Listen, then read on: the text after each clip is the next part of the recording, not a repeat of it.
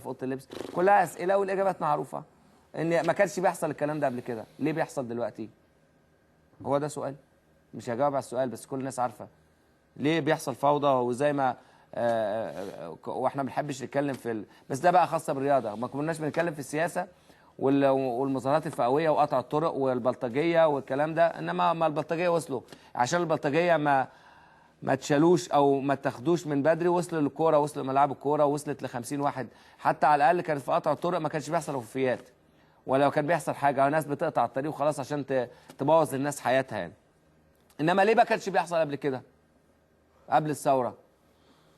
عشان كل الناس تترحم على ايام كابتن السابقه. نادر، يعني الناس طبعا منفعله وبتقول نلغي الدوري، ده كلام مش مظبوط. احنا لازم نواجه الواقع. الواقع بيقول ان في ناس مسؤوله عن اداره كره القدم غير مسؤوله وغير قادره على اداره كره القدم.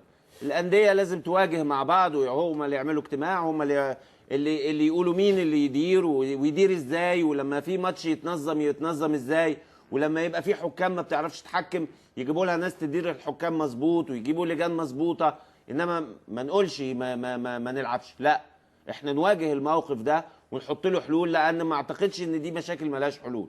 اللي احنا شايفينه ده ان نادي مش عارف ينظم مباراه في محافظته بمدير امنه بالمحافظ بتاعه، مش عارفين يديروا مباراه، لا دول يروحوا ويقدموا استقالات كده ويقولوا شكرا بدل ما يقيلوهم، وبعدين يجيبوا ناس بقى بتفهم تعرف تتكلم وتعرف تواجه وتعرف تنظم ماتش 90 دقيقه في استاد فيه 10,000 واحد. بس يا كابتن يعني زكريا، يعني موضوع مش صعب قوي في كرة القدم في دولة زي مصر ان احنا ننظم ماتش.